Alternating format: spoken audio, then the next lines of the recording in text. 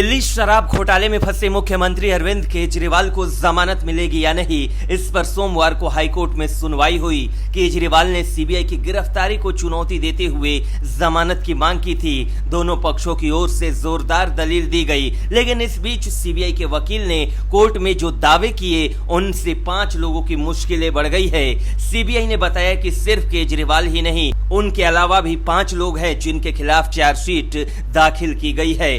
अब ट्रायल शुरू करने की तैयारी है। सीबीआई ने हाईकोर्ट को बताया कि अरविंद केजरीवाल ही दिल्ली शराब घोटाले के सूत्रधार हैं। अगर उन्हें रिहा किया जाता है तो वे गवाहों को प्रभावित कर सकते हैं। सीबीआई की ओर से पेश अधिवक्ता डीपी सिंह ने कहा कि उनकी गिरफ्तारी के बिना जांच पूरी नहीं की जा सकती। हमने 1 महीने के अंदर चार्जशीट दायर की है और अब ट्रायल के लिए तैयार हैं। केजरीवाल की ओर से पेश वरिष्ठ अधिवक्ता अभिषेक मनु सिंघवी ने कहा कि उन्हें जेल में ही रखने के मकसद से यह गिरफ्तारी की गई थी। केजरीवाल के खिलाफ कोई प्रत्यक्ष साक्ष्य नहीं है और जांच एजेंसी ने उन्हें अनुमानों और कल्पनाओं के आधार पर गिरफ्तार किया था। लेकिन सीबीआई ने कोर्ट को बताया कि चार्जशीट में सिर्फ केजरीवाल ही आरोपी नहीं बनाए गए हैं, उनके अलावा 5 अन्य लोगों को भी आरोपी बनाया गया है। पी शरत रेड्डी ही वो शख्स हैं जिसके बयान को आधार बनाकर सीएम केजरीवाल को गिरफ्तार किया गया है। शरत रेड्डी हैदराबाद की अरबिंदो फार्म लिमिटेड के मालिक और एमडी हैं। अरबिंदो फार्म कंपनी पर आरोप है कि उन्होंने दिल्ली शराब घोटाले में भूमिका निभाई और नई नीति के तहत 5 शराब खुदरा क्षेत्रों के लिए लाइसेंस हासिल किया। उन्हें गिरफ्तार किया गया था। फिलहाल वे जमानत पर बाहर हैं। दिल्ली के राजेंद्र नगर से विधायक और आम आदमी पार्टी के सीनियर लीडर दुर्गेश पाठक को भी आरोपी बनाया गया है। कुछ महीने पहले ईडी ने उन्हें पूछताछ के लिए बुलाया था। उन पर दिल्ली शराब घोटाले में शामिल होने और केजरीवाल की मदद करने के आरोप लगे हैं। विनोद चौहान गोवा के वकील हैं। उन पर गोवा विधानसभा चुनाव के दौरान आम आदमी पार्टी के चुनाव अभियान के लिए साउथ ग्रुप की ओर से दी गई कथित रिश्वत को ट्रांसफर करने का आरोप है। ईडी का दावा है कि बीआरएस नेता कविता के पीए ने विनोद चौहान को गोवा चुनाव के दौरान 25 करोड़ रुपए दिए थे। यही पैसा आम आदमी पार्टी और अरविंद केजरीवाल तक पहुंचाए गए। आशीष माथुर मशहूर बिजनेसमैन हैं। उन पर आरोप है कि दिल्ली शराब नीति तय करने में उन्होंने केजरीवाल सरकार की मदद की, उसमें बदलाव करवाने में भी उनका योगदान है। बीते 12 जुलाई को ईडी ने माथुर को तलब किया था और उसी दिन चौहान के लिए प्रोडक्शन वारंट जारी किया गया था। दिल्ली शराब घोटाले में ईडी ने गुरुग्राम से कारोबारी अमित अरोड़ा को 30 नवंबर 2022 में गिरफ्तार किया था। अमित ने ही अपने बयान में तेलंगाना के पूर्व मुख्यमंत्री के चंद्रशेखर राव की बेटी के कविता का नाम लिया था। उसी के बाद पूरा मामला खुला और फिर गोवा तक पैसे पहुंचाने की बात सामने आई। ब्यूरो रिपोर्ट, न्यूज़ चौक।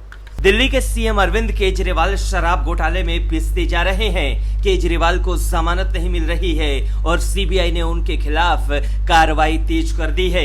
एक-एक कर सीबीआई अब घोटाले के पत्ते खोल रही है और केजरीवाल की नींद उड़ती जा रही है।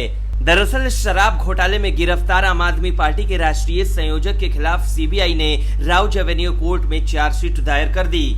अदालत में आरोप पत्र दाखिल किया गया। इससे पहले ईडी ने करीब 200 पेज का आरोप पत्र मुख्यमंत्री अरविंद केजरीवाल और आम आदमी पार्टी के खिलाफ दाखिल किया था। केजरीवाल को पिछले 26 जून को गिरफ्तार किया गया था। उन्हें इसी मामले से जुड़े मनी लॉन्ड्रिंग केस में 21 मार्च को गिरफ्तार किया गया था।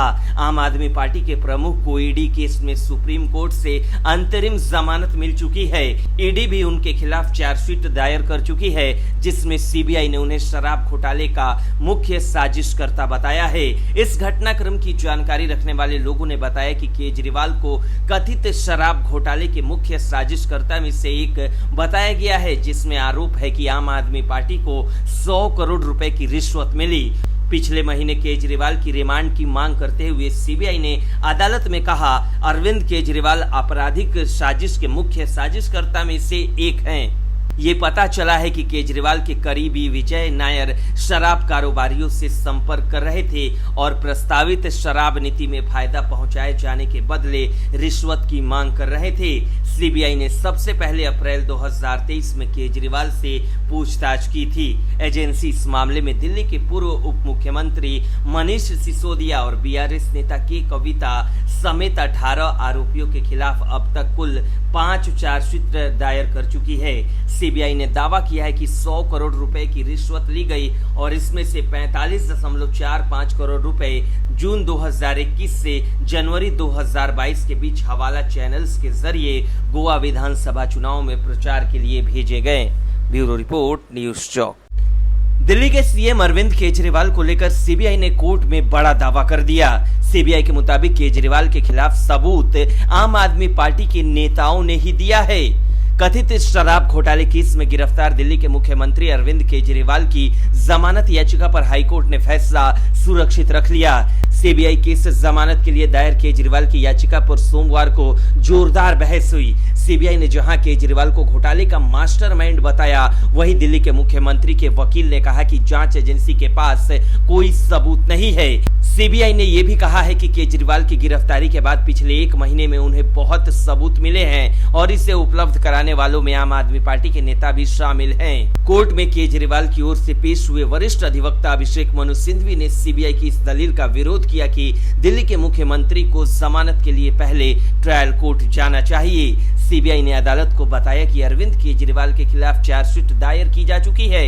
एजेंसी ने कहा कि सिर्फ चार्जशीट दायर हो जाने से उन्हें जमानत का अधिकार नहीं मिल जाता है। उन्हें अभी तक जमानत नहीं मिली है, केवल अंतरिम जमानत मिली है। सीबीआई के वकील ने कहा कि सुप्रीम कोर्ट में ट्रिपल टेस्ट पर चर्चा नहीं हुई, ये सिर्फ अंतरिम राहत है जो संविधान पीठ पर निर्भर है। सीबीआई ने कहा कि अरविंद केजरीवाल की गिरफ्तारी के बाद उन्हें नए सबूत मिले हैं। सीबीआई के वकील ने कहा, गिरफ्तारी के बाद हमें सबूत मिले हैं। उनकी पार्टी के कार्यकर्ता और उम्मीदवार ही जवाब देने सामने आ गए। ये पहले नहीं आ रहे थे। हमें पंजाब से सबूत मिले हैं जो पहले सामने नहीं आया था। उनकी गिरफ्तारी रेयर है, लेकिन हमारे पास पर्याप्त सबूत है। पिछले 1 महीने में जिस तरह के सबूत मिले हैं, हमने जांच पूरी कर दी और चार्जशीट दायर कर दी। सीबीआई के वकील ने कहा, हमने इस केस में 44 करोड़ रुपए का पता लगाया है। ये पैसा गोवा गया। खुद केजरीवाल ने अपने उम्मीदवारों से कहा था कि पैसे की चिंता न करें, चुनाव लड़े। सिंह ने कहा कि हमने पंजाब सरकार के 2 अधिकारियों के खिलाफ जांच की मंजूरी मांगी थी, लेकिन राज्य सरकार ने इनकार कर दिया। उनकी गिरफ्तारी के बाद ही पंजाब के अधिकारी आए और इससे अधिक सीधा सबूत नहीं हो सकता। सीबीआई ने कहा, वो शराब घोटाले के सूत्रधार हैं। सभी मंत्रियों की नियुक्ति उन्होंने की है। उन्होंने अपने सचिवों की नियुक्ति की और विजय नायर इसका हिस्सा है। वो मीडिया कोऑर्डिनेटर थे। डीपी सिंह ने विजय नायर की भूमिका की चर्चा करते हुए कहा कि वे अरविंद केजरीवाल के संपर्क में थे। सीबीआई के वकील ने कहा, केजरीवाल कैबिनेट के मुखिया हैं, उन्होंने इस पर हस्ताक्षर किए हैं। उन्हें साथियों को दिया और सभी ने 1 दिन में ही साइन कर दिया।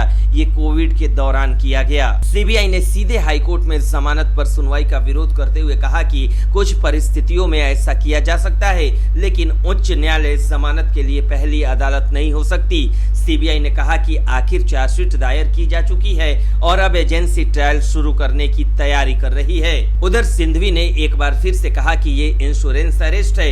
ईडी केस में केजरीवाल को 3 बार जमानत मिली, एक या दूसरे रूप में। सिंघवी ने कहा कि सेक्शन 160 सीआरपीसी का संबंध गवाहों से है और उन्हें सीबीआई ने इसी के तहत बुलाया था। 2023 में गवाह के तौर पर बुलाया गया, फिर कोई समन नहीं हुआ, कुछ नहीं, और 2024 में गिरफ्तार किया गया। केजरीवाल के वकील ने कहा, मेरे खिलाफ कोई सीधा सबूत नहीं है। ये विजय नायर का नाम लेते हैं जिसे बहुत पहले जमानत मिल चुकी है। सिंघवी ने कहा, उन्होंने मुझे सूत्रधार कहा, लेकिन इस सूत्रधार पर एक भी चीज का खुलासा नहीं। ये संस्थागत फैसला था। सीबीआई ने कहा कि केजरीवाल ने इस पर हस्ताक्षर किए, लेकिन 15 अन्य लोगों ने भी साइन किए, एलजी ने भी। मैं एलजी को सह आरोपी नहीं बनाना चाहता था, लेकिन डीपी सिंह की अपनी ही दलील के मुताबिक उन्हें आरोपी बनाना चाहिए। चीफ सेक्रेटरी समेत 50 नौकरशाहों को सह आरोपी बनाना चाहिए। कथित शराब घोटाले में अरविंद केजरीवाल को सुप्रीम कोर्ट से अंतरिम जमानत मिल चुकी है, लेकिन वो जेल से बाहर नहीं निकल पाए। इसकी वजह ये है कि सुप्रीम कोर्ट से राहत मिलने से पहले ही पिछले महीने सीबीआई ने उन्हें गिरफ्तार कर लिया था। केजरीवाल को ईडी ने 21 मार्च को गिरफ्तार किया था, जबकि सीबीआई ने उन्हें 26 जून को गिरफ्तार किया है। ब्यूरो रिपोर्ट, न्यूज चौक।